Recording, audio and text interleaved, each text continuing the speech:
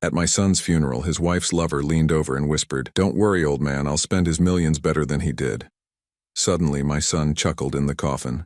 "Because that man is, I'm glad to have you here. Follow my story until the end and comment the city you're watching from, so I can see how far my story has reached." I never thought I would outlive my son.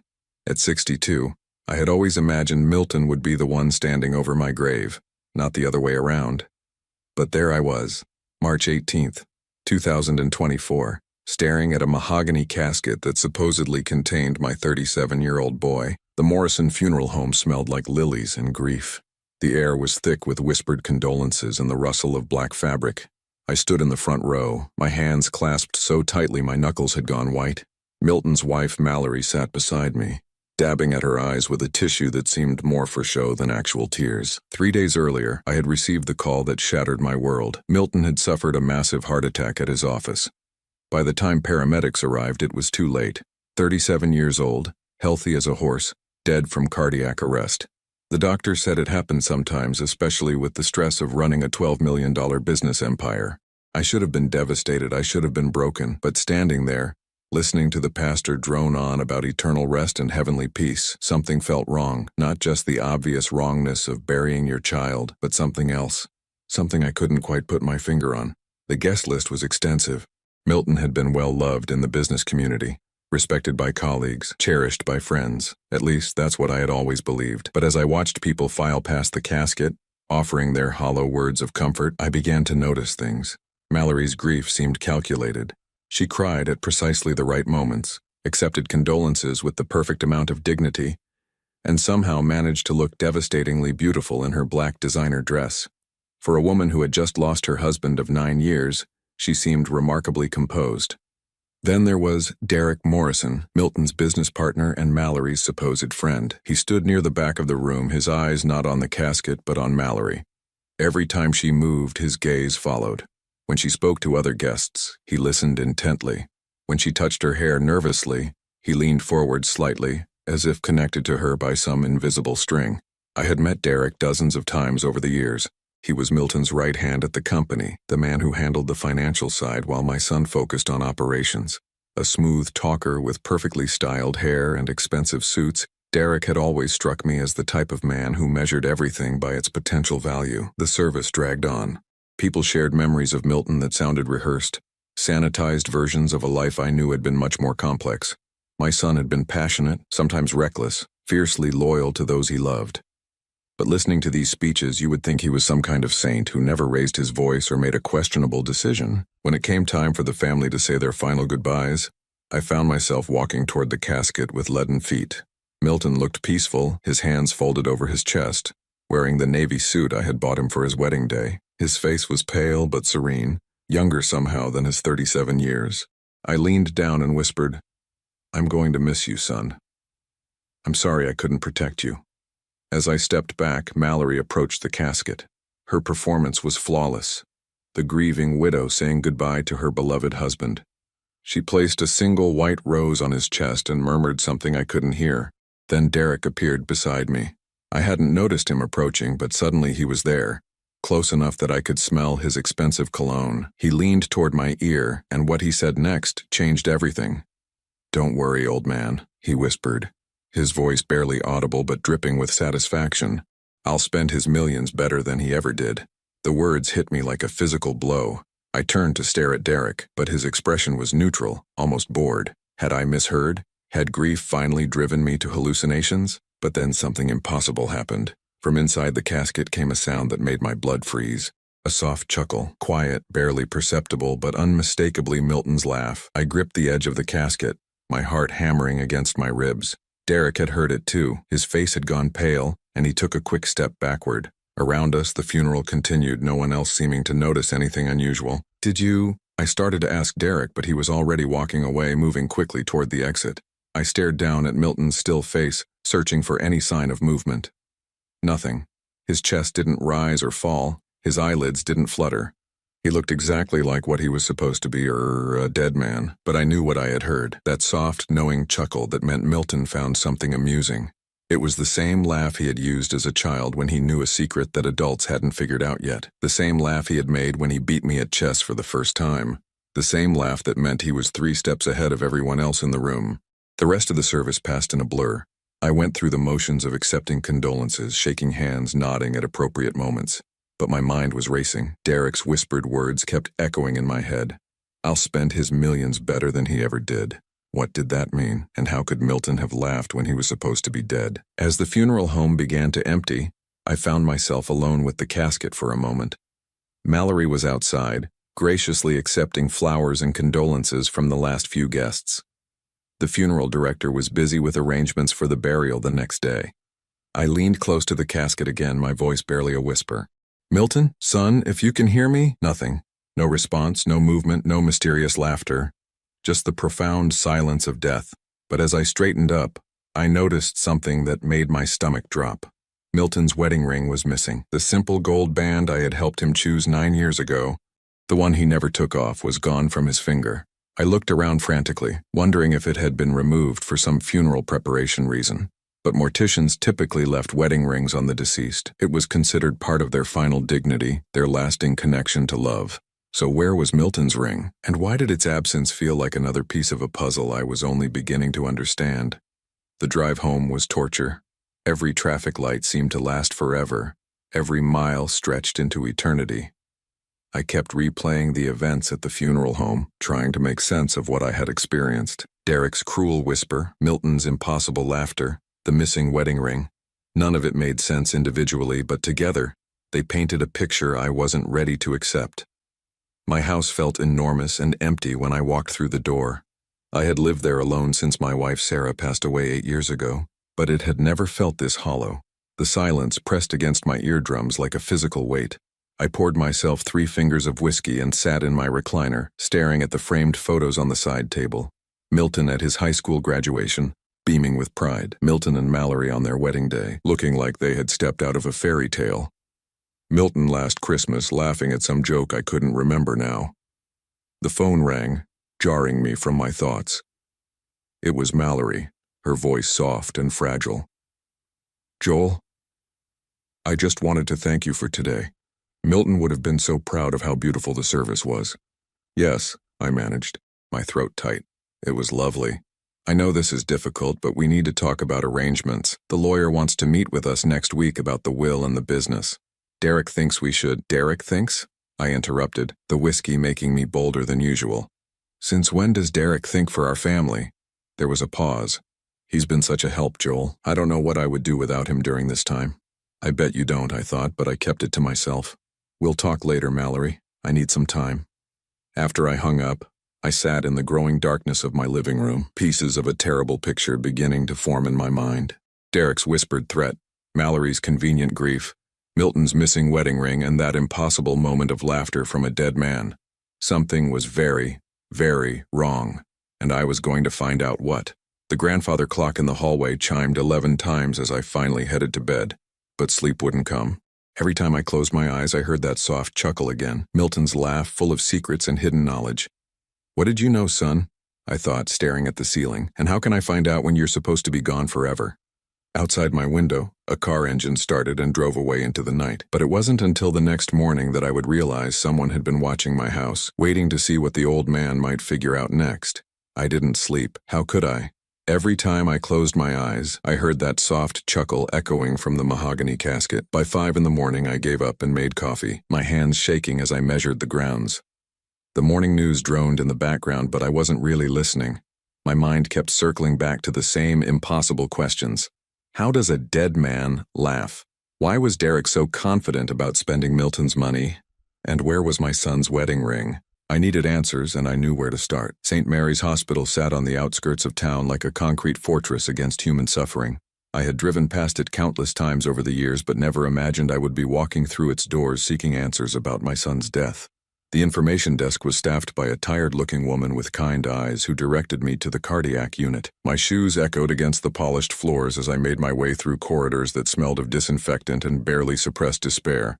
Dr. Patricia Wells was the attending physician who had pronounced Milton dead. She was younger than I expected, probably in her early 40s, with prematurely gray hair pulled back in a neat bun. When I introduced myself as Milton's father, her expression immediately softened with practiced sympathy. "Mr. Holloway, I'm so sorry for your loss. Your son was brought in too late for us to do anything. By all accounts, it was very sudden. I need to understand what happened, I said, settling into the uncomfortable plastic chair across from her desk. Milton was healthy. He exercised regularly, didn't smoke, barely drank. How does a 37-year-old man just drop dead from a heart attack? Dr. Wells pulled up Milton's file on her computer, her brow furrowing slightly as she read. Sometimes these things happen without warning. Stress can be a major factor.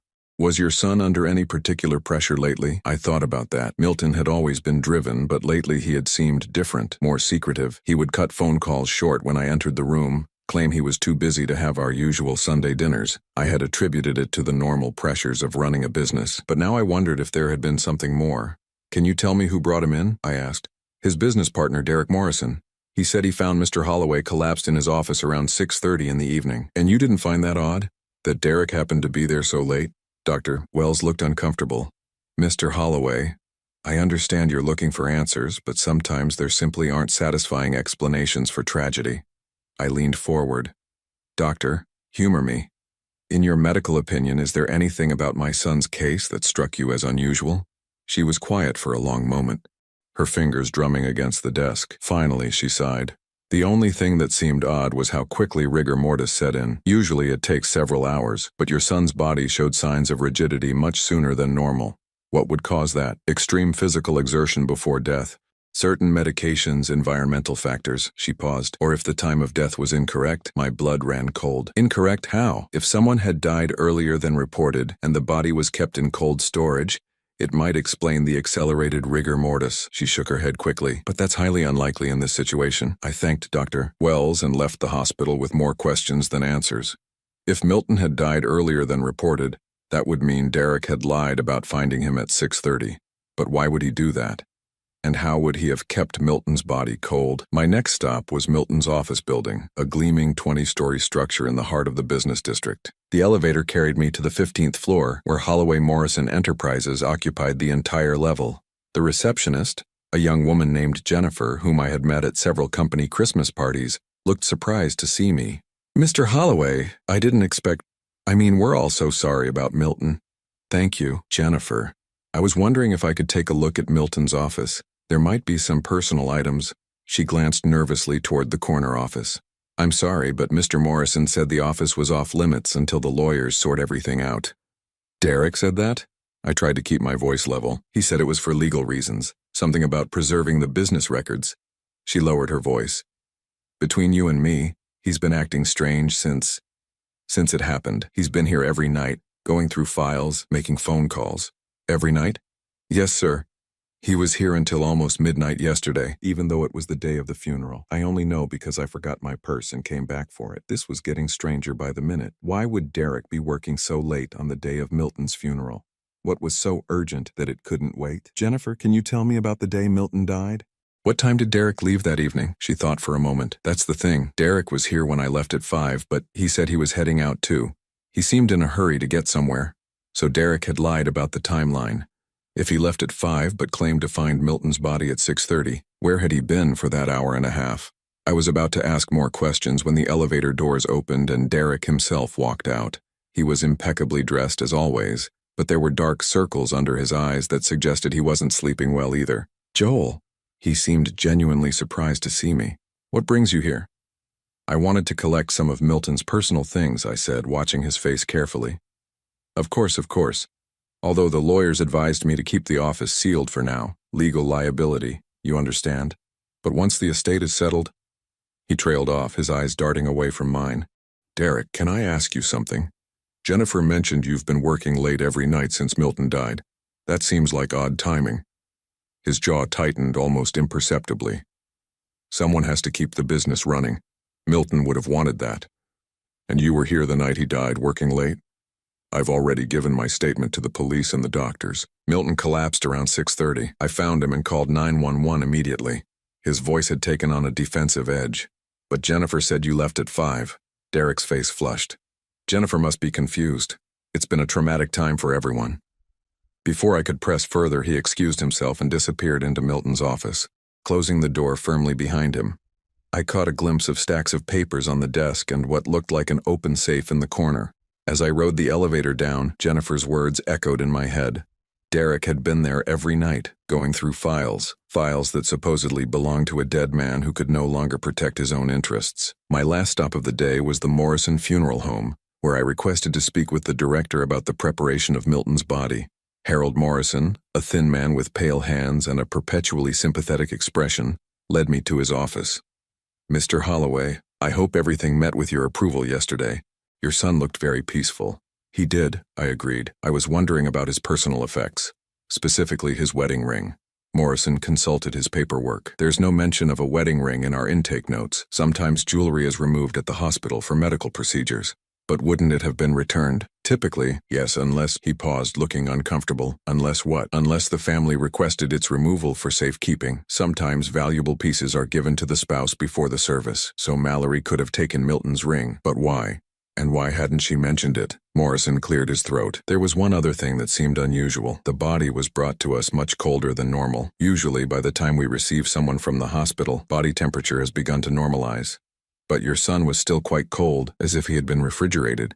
That matched what Dr. Wells had said about the accelerated rigor mortis. Everything pointed to Milton having died earlier than reported, or having been kept somewhere cold after death. As I drove home, my mind was spinning with theories. None of them good. Derek had lied about the timeline. Milton's body showed signs of having been kept cold. His wedding ring was missing. And Derek had been working late every night since the death, going through files in Milton's office. The pieces were starting to form a picture, but it was a picture I didn't want to see clearly, because if I was right, then Milton's death wasn't the sudden tragedy everyone believed it to be.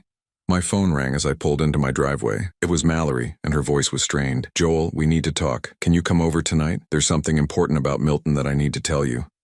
My heart rate spiked. "What kind of something?"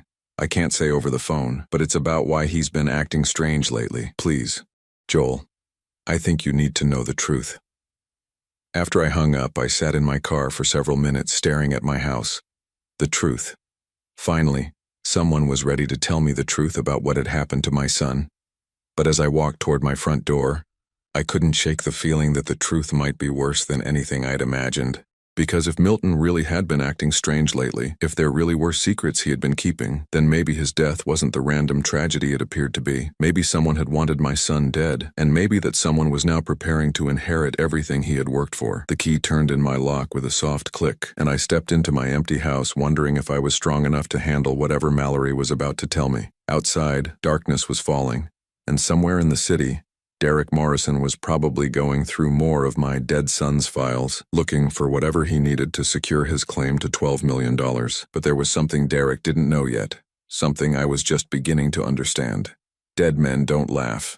And if Milton had laughed in that casket, then maybe, just maybe, he wasn't as dead as everyone believed. Mallory's house sat on Elm Street like a monument to success. Milton had bought it for her 3 years ago, a sprawling colonial with perfectly manicured gardens and windows that gleamed even in the dim evening light. I had always felt uncomfortable there, surrounded by expensive furniture and artwork that seemed chosen more for their price tags than any emotional connection. Tonight, that discomfort felt magnified tenfold.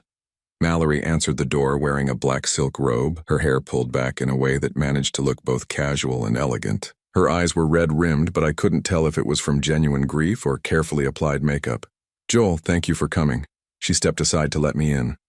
"I know this has been difficult for both of us." The living room was dimly lit, candles flickering on the mantelpiece beneath a large portrait of Milton and Mallory on their wedding day. He looked so young in that photo, so hopeful. The man smiling down at us had no idea what his life would become. "You said you had something important to tell me about Milton," I said, not bothering with pleasantries. Mallory poured herself a glass of wine with shaking hands. "Would you like something to drink?" "I'd like answers." She nodded and settled into the armchair across from me, her fingers wrapped around the wine glass like it was an anchor. Milton had been acting strange for the past few months. Secretive. He would disappear for hours without explanation, make phone calls he wouldn't let me overhear. Secretive how? He started sleeping in the guest room, said he didn't want to disturb me with his insomnia. He would leave early in the morning and come home late, claiming he was working on some special project. She took a sip of wine. "I thought he was having an affair." The words hit me like a slap. Milton would never. That's what I thought too, but then I found receipts for a storage unit across town. When he had rented under a false name, her voice dropped to barely above a whisper. I followed him there one day. My heart was pounding now. What did you find? Mallory set down her wine glass and walked to a small desk in the corner of the room. She pulled out a manila envelope and handed it to me with trembling fingers. These. Inside were photographs, dozens of them. Milton talking to men I didn't recognize. Milton entering what looked like a small apartment building. Milton sitting in his car outside our family lawyer's office. And most disturbing of all, Milton meeting with Dr. Harrison, his longtime friend who happened to work at St. Mary's Hospital. I don't understand, I said, though a terrible suspicion was beginning to form in my mind. There's more. Mallory's voice was barely audible now. I hired a private investigator to follow him. What I discovered, she stopped, pressing her hand to her mouth. What did you discover? Milton knew. Joel? He knew about Derek and me. The admission hung in the air between us like a toxic cloud. I stared at her, trying to process what she had just said. You and Derek? Tears began to stream down her face, but they looked genuine this time. It started 6 months ago. I was lonely, Milton was always working, and Derek was there. He made me feel special, important. She wiped at her eyes. I never meant for it to happen. And Milton found out? The private investigator I hired to follow Milton? Milton had hired him first to follow me. She let out a bitter laugh.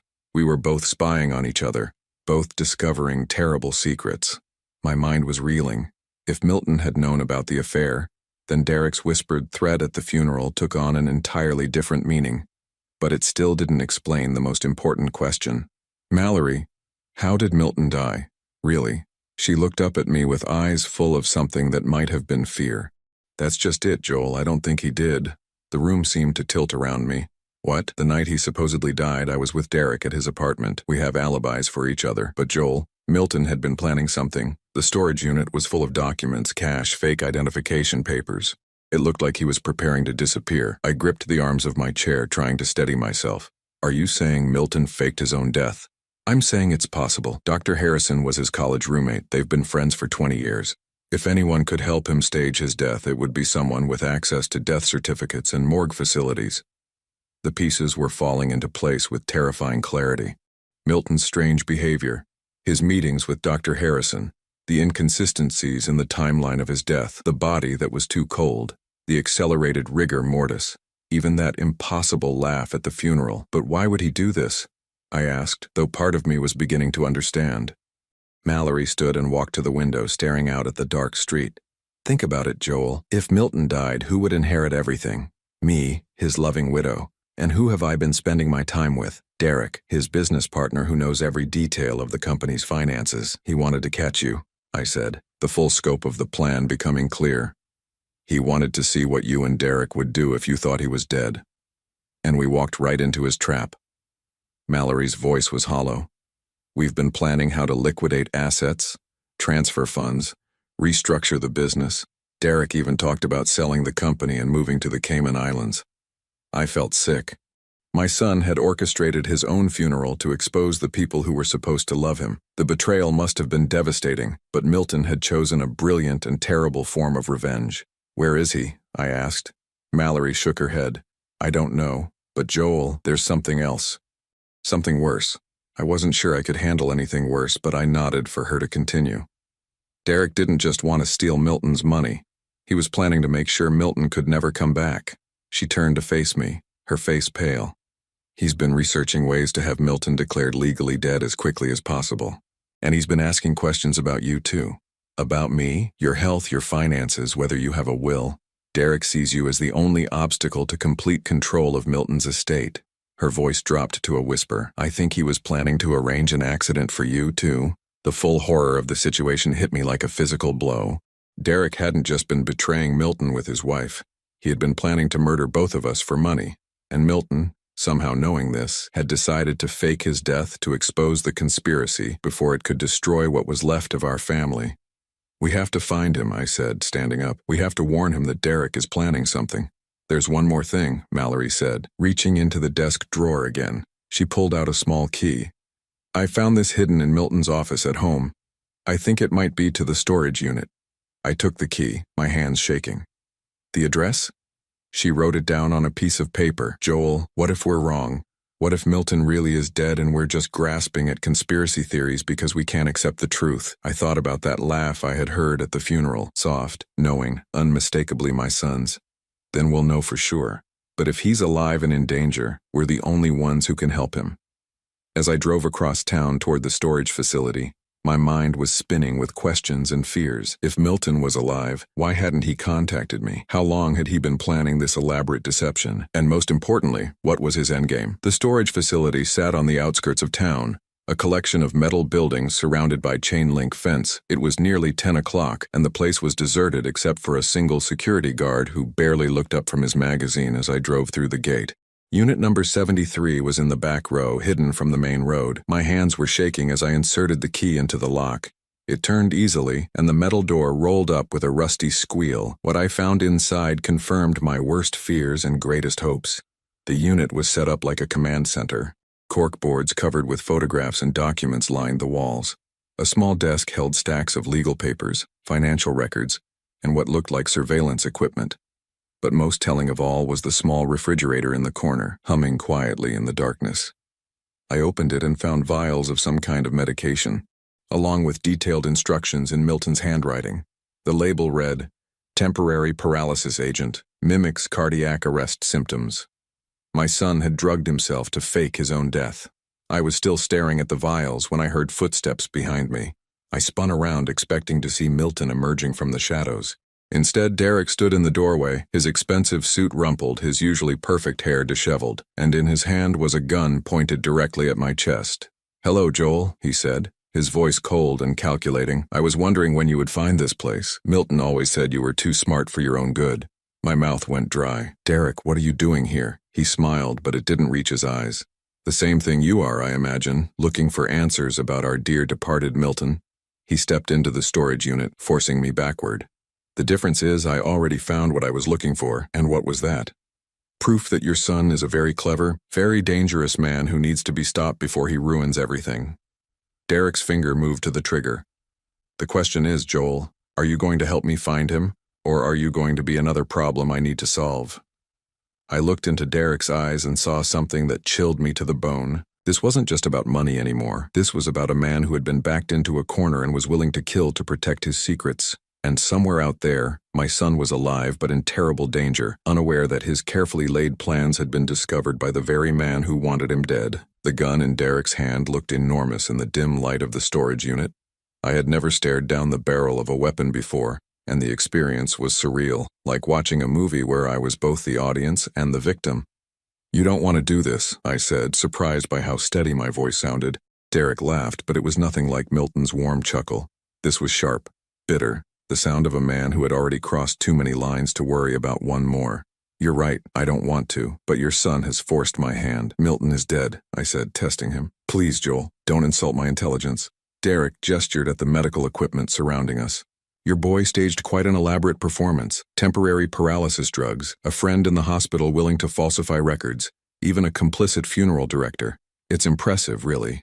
My heart sank. If Derek knew all this, then Milton was in more danger than I had imagined. "How long have you known?" I started suspecting something when the will reading was postponed. Milton's lawyer claimed there were irregularities in the documentation, but I knew better. Derek's smile was predatory. So I did what any good business partner would do. I investigated and found this place. Among other things, your son has been very busy these past few months. Did you know he moved $12 million out of his accounts 3 weeks before his supposed death? Very convenient timing. The number hit me like a physical blow. Milton's entire fortune gone. Where did he move it? That's what we're going to find out. Derek reached into his jacket pocket with his free hand and pulled out a cell phone. "You're going to call him. I don't know how to reach him." "Oh, but you do." Derek's voice was patient, like he was explaining something to a slow child. "Milton left you a way to contact him. He's too sentimental not to include Daddy in his grand plan." I thought about that and realized Derek was probably right. If Milton had faked his death, he wouldn't have left me completely in the dark. There had to be some way for us to communicate, some signal I was supposed to recognize. Then it hit me. The grandfather clock in my hallway had been chiming at odd times lately. I had assumed it needed repair, but what if Milton had tampered with it? What if those irregular chimes were actually a code? Derek must have seen something in my expression because his grip on the gun tightened. "There we go." "You figured it out, haven't you?" Before I could answer, Derek's phone buzzed. He glanced at it, and his face went pale. Well, speak of the devil. He held up the phone so I could see the screen. A text message from an unknown number. "Storage unit compromised. Move to backup location. Package is secure." "Milton?" I asked. Derek nodded. "Your son has been watching us. The question is, for how long?" He looked around the storage unit suspiciously, as if cameras might be hidden in the shadows. That's when I noticed it, a small red light blinking in the corner near the ceiling. Milton had been recording everything. He knew we were here, knew that Derek had found his hideout, and most importantly, knew that Derek was armed and dangerous. "He's coming," I said, more to myself than to Derek. "Yes, he is. And when he gets here, you're going to convince him to transfer that $12 million back to where it belongs. In exchange, I won't put a bullet in your head." The cold calculation in Derek's voice made my stomach turn. This wasn't a crime of passion or a momentary lapse in judgment. This was a man who had been planning murder for money, who saw human lives as obstacles to be removed. "What about Mallory?" I asked. "She knows the truth now." Derek's laugh was ugly.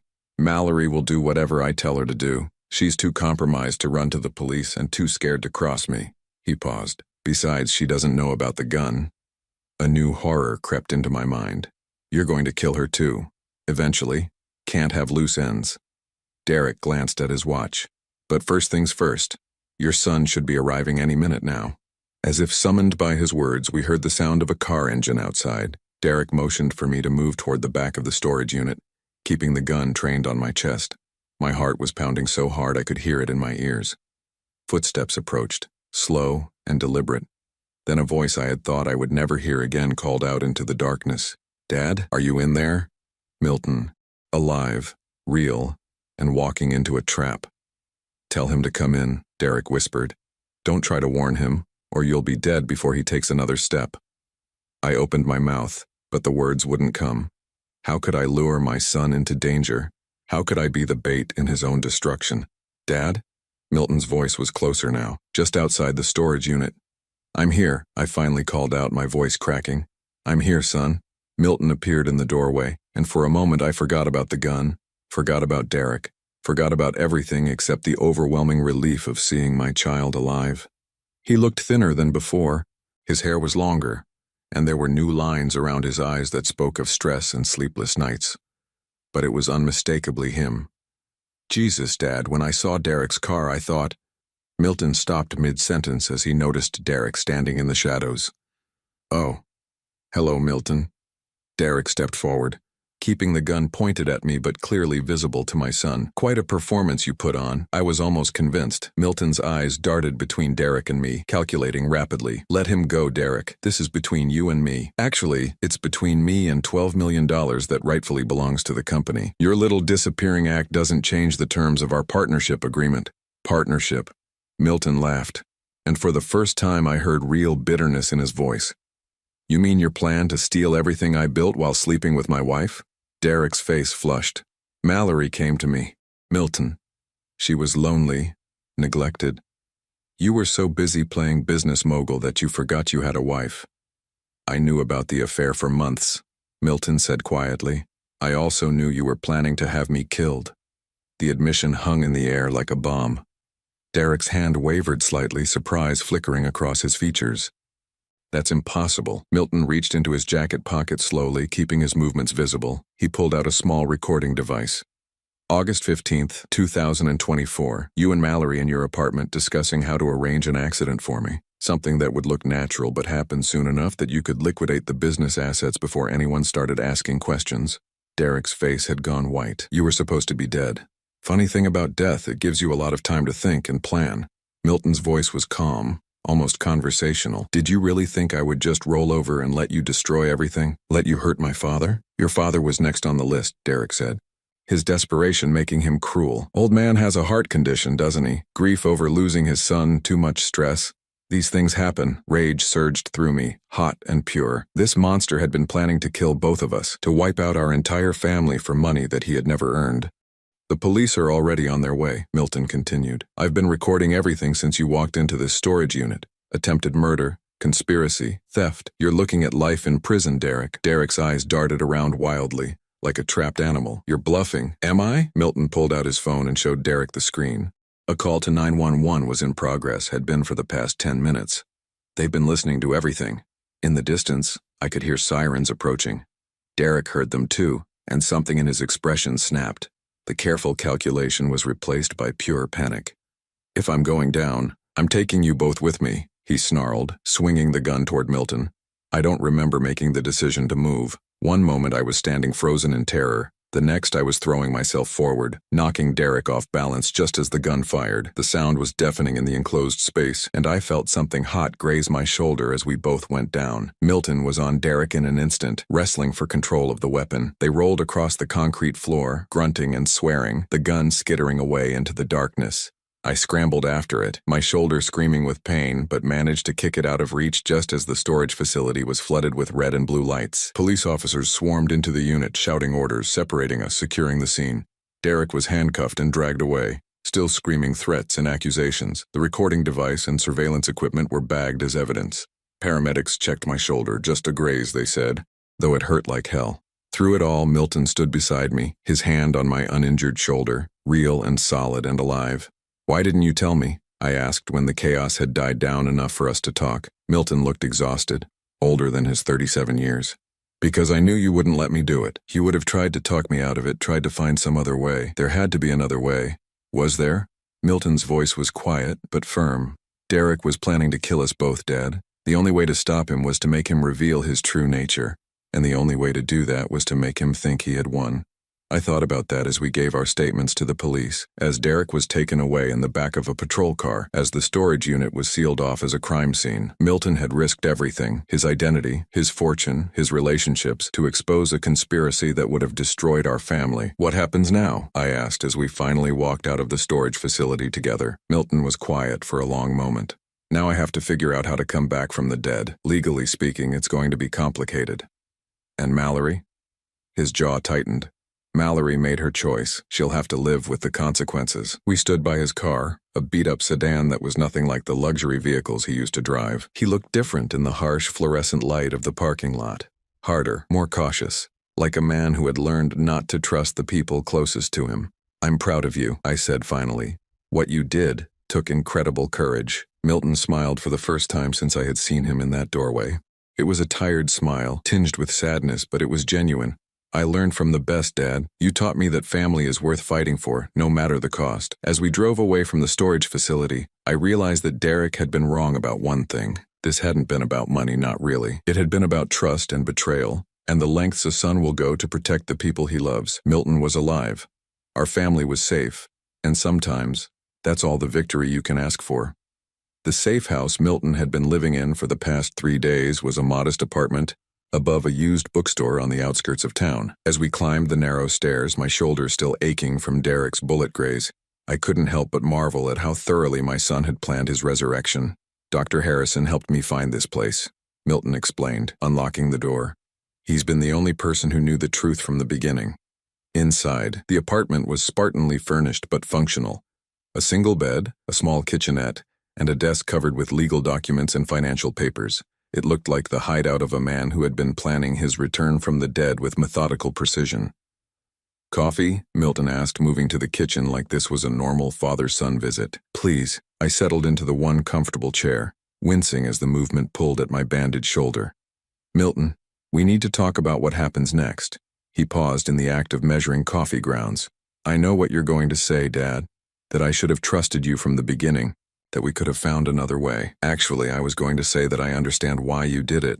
I watched surprise flicker across his face. "Derek was planning to kill us both. You saved our lives." Milton turned back to the coffee maker, but I could see the tension in his shoulders ease slightly. "I've been carrying this alone for so long I forgot what it felt like to have someone on my side.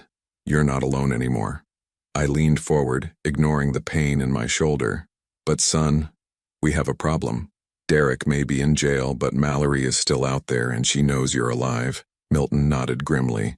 "I've been thinking about that. She's going to be desperate now. With Derek arrested and the conspiracy exposed, she's facing fraud charges, conspiracy charges, possibly accessory to attempted murder. What do you think she'll do? Run." Milton brought me a steaming cup of coffee and sat across from me. "But first she'll try to grab whatever money she can get her hands on. I transferred the $12 million to an offshore account, but she still has access to our joint accounts, the house, some investments. I sipped the coffee, thinking, how much are we talking about? Maybe $800,000. Total. Not enough to disappear forever, but enough to buy her some time. Milton's expression was grim. The problem is, she's not thinking rationally. People in her position make stupid, dangerous decisions. As if summoned by his words, Milton's phone buzzed. He glanced at the screen and his face went pale. What is it? He held up the phone so I could see. A text message from Mallory. I know you're alive. Meet me at the house in 1 hour or I burn it all down. Burn what down? I asked. Milton was already moving toward a filing cabinet in the corner. He pulled out a thick folder and spread photographs across the desk. Before I faked my death, I gathered evidence of everything Derek and Mallory had been doing. Financial records, audio recordings, photographs of their meetings. He pointed to one particular photo showing Derek handing Mallory a large envelope, including evidence of other crimes. My stomach dropped. What other crimes? Derek has been embezzling from the company for over 2 years. Small amounts at first, but it escalated. I estimate he stole close to $3 million. Milton's voice was tight with controlled anger. Mallory knew about it. She helped him hide the money in accounts under her maiden name. And she's threatening to destroy the evidence? More than that. She's threatening to destroy everything. Financial records, business documents, anything that could implicate her or Derek. Milton ran his hands through his hair. If she destroys that evidence, Derek might be able to get the charges reduced. He could claim he was acting alone, that the murder plot was just him going rogue. I understood the implications immediately. Without the evidence of the larger conspiracy, Derek might serve only a few years for attempted assault. He could be free while Milton and I were still looking over our shoulders. We can't let that happen, I said. Milton looked at me with something that might have been pride. I was hoping you'd say that. But Dad, this is dangerous. If we confront her, she might do something desperate. She's already doing something desperate. I stood up, testing my shoulder. The pain was manageable. What's your plan? Milton spread out a hand-drawn map of the house on Elm Street. She's expecting me to come alone, probably hoping to manipulate me one last time. But what if I don't show up alone? You want me to come with you? I want you to be my backup. There's a side entrance to the house through the garden. While I'm talking to her in the living room, you can secure the evidence from my home office. Milton pointed to a room on the second floor of the house. Everything important is in a fireproof safe behind the bookshelf. I studied the map, thinking through the logistics. What if she's armed? She's not the type. Mallory's weapon has always been manipulation, not violence. But if things go wrong... Milton pulled out his phone and showed me an app. I'll have a direct line to Detective Rodriguez. One button press and the police will be on their way. It wasn't a perfect plan, but it was better than letting Mallory destroy evidence that could put Derek away for decades. And honestly, part of me wanted to confront her. This woman had betrayed my son, conspired to kill us both, and was now trying to escape justice by burning everything down. All right, I said, but we do this smart, no unnecessary risks. Milton smiled, and for the first time since his supposed death, it looked genuinely happy. Thanks, Dad, for everything. An hour later, we were parked down the street from the house on Elm Street. From the outside, it looked exactly the same as it had during happier times. The perfectly manicured lawn, the gleaming windows, the expensive cars in the driveway. But now I knew it was all built on lies and stolen money. Remember, Milton said, checking his watch. Give me 15 minutes to get her talking. She'll want to negotiate, try to work out some kind of deal. That should give you enough time to get to the office and back. I squeezed his arm. Be careful, son. Don't underestimate her just because she's desperate. You too, Dad. I watched Milton walk up the front steps and ring the doorbell. Even from a distance, I could see Mallory's silhouette in the window, could sense the tension in the air. Then the door opened and Milton disappeared inside. I counted to 60, then made my way around to the garden entrance. Milton had given me his spare key months ago, back when I used to help him with yard work on weekends. It seemed like a lifetime ago now. The side door opened quietly and I slipped into the kitchen. The house was eerily quiet except for the murmur of voices from the living room. I couldn't make out words, but I could hear the cadence of an argument building. Moving as quietly as possible, I climbed the back stairs to the second floor. Milton's home office was exactly as he had described it, a masculine space with dark wood furniture and walls lined with bookshelves. Behind the largest shelf, hidden from casual view, was a small safe built into the wall. Milton had given me the combination, Sarah's birthday, the date my wife had passed away. Even in the midst of planning his fake death, my son had been thinking about family, about the people who truly mattered. The safe opened with a soft click, revealing stacks of documents, USB drives, and what looked like audio recording equipment. I grabbed everything, stuffing it into a messenger bag I had brought for this purpose. That's when I heard Mallory's voice, raised and angry, drifting up from the first floor. You think you're so clever, don't you? Staging your own death, making me look like a fool? Milton's response was too quiet to hear, but it must have enraged her because her next words were shouted. Well, guess what, husband? I have a few surprises of my own. The sound of something heavy hitting the floor made my blood run cold. I abandoned stealth and rushed toward the stairs, the bag of evidence clutched against my chest. In the living room, I found Milton backed against the fireplace, his hands raised in a gesture of surrender. Mallory stood 10 feet away, and in her hands was not a gun, but something almost worse. A can of gasoline and a cigarette lighter. Hello, Joel, she said without turning around. I was wondering when you would show up. Milton always was a daddy's boy. The smell of gasoline was overwhelming. She had doused the entire living room, the expensive furniture, the Persian rugs, the family photographs that lined the mantelpiece. One spark and the whole place would go up in flames. Mallory, I said carefully, put down the lighter. We can work this out. She laughed, a sound like breaking glass. Work it out? Your son ruined my life. My husband is in jail because of his sick little game. Derek is in jail because he tried to kill us, Milton said, his voice steady despite the danger. Derek loved me. Mallory's composure cracked, revealing the hysteria underneath. He was going to take care of me, give me the life I deserved, and you destroyed it all with your paranoid fantasies. I saw Milton's hand inch toward his phone, but Mallory noticed too. Don't even think about it. I see that phone come out and I burn this place down with all of us inside. She flicked the lighter, and a small flame danced in her fingers. You want your precious evidence, your financial records and audio recordings? Watch them burn. That's when I realized she knew about the safe. Somehow she had discovered Milton's hiding place and was planning to destroy everything rather than let it be used against Derek. The bag, she said, noticing what I was carrying. Give it to me, now. I looked at Milton, saw the calculation in his eyes. We were trapped. If I gave her the evidence, Derek might escape justice. If I didn't, she might kill us all in a fire that would destroy the evidence anyway. But Milton had one advantage that Mallory didn't know about. His phone wasn't in his pocket, it was in his shoe, already connected to Detective Rodriguez, broadcasting everything live. He caught my eye and mouthed a single word: trust. Then he did something that took incredible courage. He stepped forward, moving closer to the gasoline-soaked furniture and the unstable woman holding a flame. You're right, Mallory. I did ruin your life, but not because I was paranoid, because I loved you, and I couldn't accept what you had become. His words seemed to surprise her. The lighter wavered in her hand. I kept hoping you would come back to me. Milton continued, his voice gentle now. Even after I found out about Derek, I thought maybe we could work through it, save our marriage, start over. Tears began to stream down Mallory's face, but she didn't lower the lighter. You never loved me. You loved your business more, your money more, your father more. No, Milton said softly. I loved you most of all. That's why this hurts so much. For a moment, I thought he might actually reach her, might convince her to put down the lighter and face justice with some dignity intact. Then we heard sirens in the distance getting closer. Mallory's face twisted with rage and betrayal. You called them. I called them because I want you to live, Milton said. Because even after everything, I don't want you to die.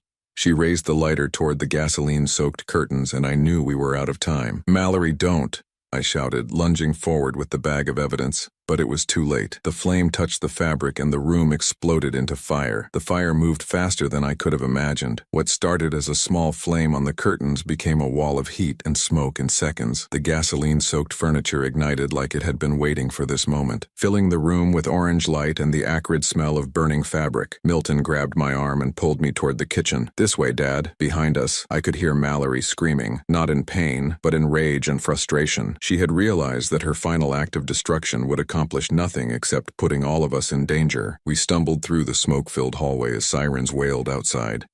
Milton led me through the back door just as the first fire trucks arrived, their red lights painting the neighborhood in harsh, urgent colors. The evidence, I gasped, clutching the messenger bag against my chest. Safe, Milton assured me, helping me to a spot on the lawn where we could breathe clean air. Everything we need is right there.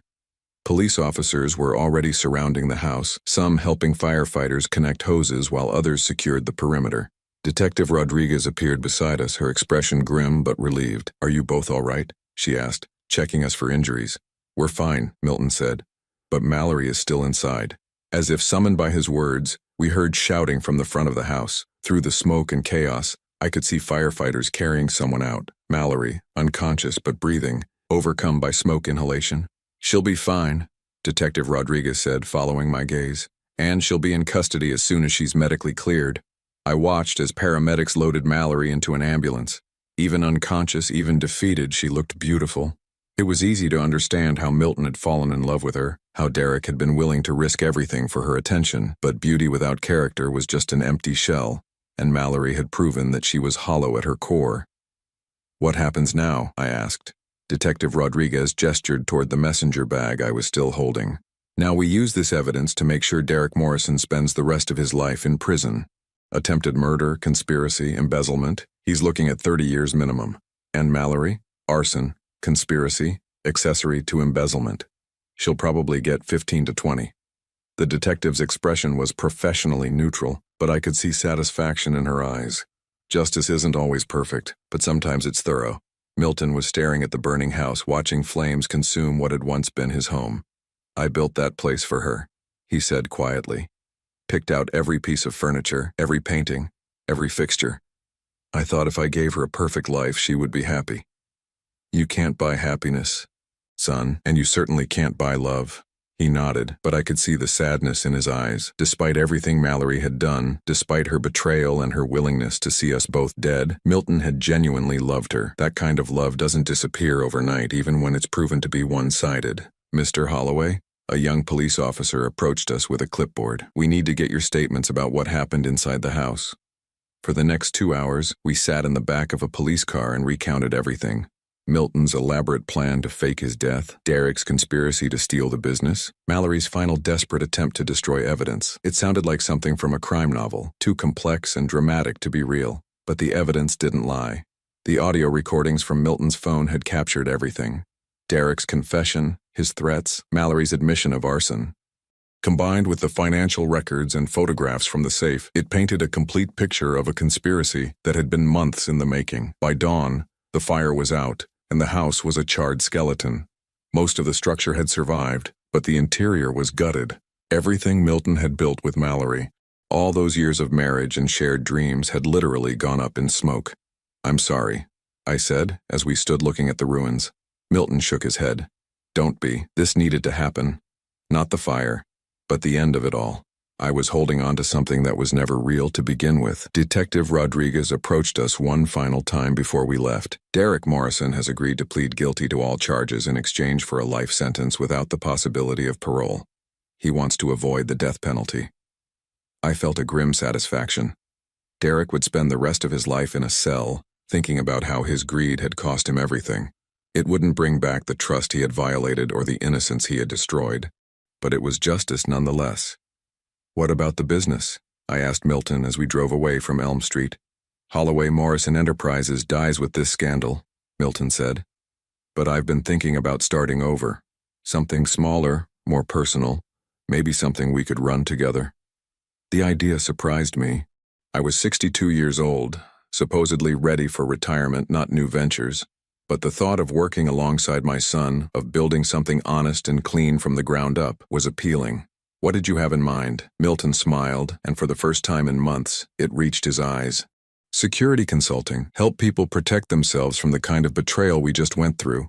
We've certainly learned enough about the subject. Over the next few weeks, as the legal proceedings moved forward and the media attention died down, Milton and I began planning our new life. He moved into the spare bedroom of my house while he sorted out his legal resurrection. Apparently, coming back from the dead requires an enormous amount of paperwork. The $12 million he had hidden offshore became the seed money for our new company. Holloway Security Consulting specialized in background checks, fraud prevention, and threat assessment. Our first clients were small business owners who had heard about our story and wanted protection from their own potential Derek Morrisons. We hired Dr. Harrison as our medical consultant. His expertise in recognizing the signs of poisoning and drug-induced illness proved valuable in several cases. Jennifer, Milton's former receptionist, came to work for us as office manager. She said she had always suspected something was wrong with Derek's timeline the day Milton died, and she was excited to be part of something that helped people instead of exploiting them. 3 months after the fire, I was in our new office reviewing a case file when Milton knocked on my door. "Dad, you have a visitor." I looked up to see a woman standing behind him, tall, dark-haired, with intelligent eyes and a warm smile. She looked like someone who had seen trouble but hadn't let it break her. "This is Sarah Chen," Milton said. "She's a forensic accountant who worked on the Derek Morrison case. She's also—" He paused, and I was surprised to see him blush slightly. "She's someone I've been spending time with." I stood to shake her hand, studying her face. She met my gaze directly, no deception or manipulation in her expression. After Mallory, I had wondered if Milton would ever trust another woman, but Sarah Chen looked like someone worth trusting. "It's nice to meet you, Mr. Holloway. Milton talks about you constantly."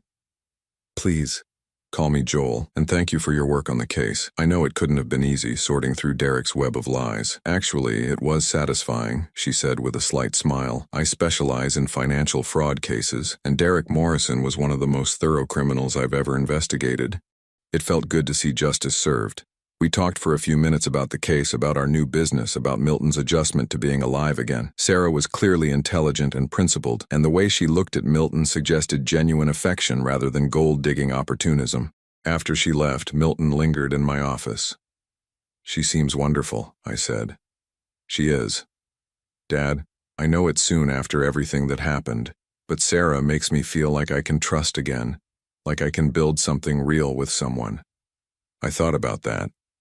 6 months ago, Milton had been married to a woman who was planning to kill him. Now he was slowly learning to open his heart to someone new. It took courage to love again after betrayal, especially betrayal that deep. "Trust your instincts, son. You've earned the right to be happy." That evening, I sat on my back porch with a glass of wine, watching the sunset paint the sky in shades of gold and orange. My shoulder had healed completely, leaving only a thin scar as a reminder of that night in the storage unit. The physical healing had been easier than the emotional healing, but both had progressed in their own time. My phone buzzed with a text message from Detective Rodriguez. "Derek Morrison died in prison today. Heart attack. Thought you should know." I stared at the message for a long time. Derek had been 41 years old, healthy except for his greed and cruelty. A heart attack seemed almost poetic. The man who had been planning to fake Milton's cardiac arrest had died of the real thing. I didn't feel satisfaction at the news. Just a quiet sense of closure. Derek Morrison would never hurt anyone again. The debt had been paid, the scales balanced. Milton found me on the porch an hour later, holding his own glass of wine. "Detective Rodriguez called me too," he said, settling into the chair beside me. "How do you feel about it?" I considered the question, relieved, I think, and grateful. Grateful? That we survived, that we found each other again, that we learned who our real family is. I raised my glass toward the darkening sky. "To second chances, son." Milton clinked his glass against mine. "To second chances, Dad, and to the people who deserve them." We sat in comfortable silence as night fell around us. Somewhere in the distance I could hear the sound of traffic, of life continuing its normal rhythms. But here on my porch, with my son alive and safe beside me, the world felt peaceful for the first time in months. The grandfather clock in my hallway chimed 9 times, its rhythm steady and true. Milton had fixed the mechanism when he moved back in, returning it to its proper function. No more codes, no more secrets, just time moving forward as it should. I thought about Mallory sometimes, serving her sentence in a women's prison 3 hours north of here. The newspapers said she had become a model prisoner, working in the library, taking correspondence courses. Maybe she was finally learning who she was when she wasn't performing for someone else's benefit. I hoped so. Not because I forgave her. Forgiveness was Milton's choice to make, not mine, but because hatred was a poison that hurt the person carrying it more than its target. I had learned to let go of my anger, not for her sake, but for my own peace of mind. As for Derek, he had made his choices and paid the price. His story was over, but ours was just beginning. "Dad?" Milton's voice pulled me from my thoughts. "Yes, son? Thank you for believing in me, for trusting my plan, for risking your life to help me. I know it wasn't easy." I reached over and squeezed his shoulder, feeling the solid reality of him under my palm. "That's what family does, Milton. We protect each other, no matter the cost." He smiled, and in the porch light he looked young again, not the haunted man who had faked his own death, but the boy who used to help me with yard work on Sunday afternoons, who brought me coffee when I worked late, who called me every week just to check in. That boy had grown into a man who was capable of incredible courage and careful planning, a man who could love deeply and forgive grudgingly, A man who understood that sometimes the only way to save your family is to risk everything to protect it. The stars were coming out now, tiny points of light in the vast darkness. But darkness wasn't scary when you weren't facing it alone. And for the first time since that terrible day at the funeral home, I felt truly hopeful about the future. Milton was alive. Our family was safe. And sometimes, that's all the victory you can ask for.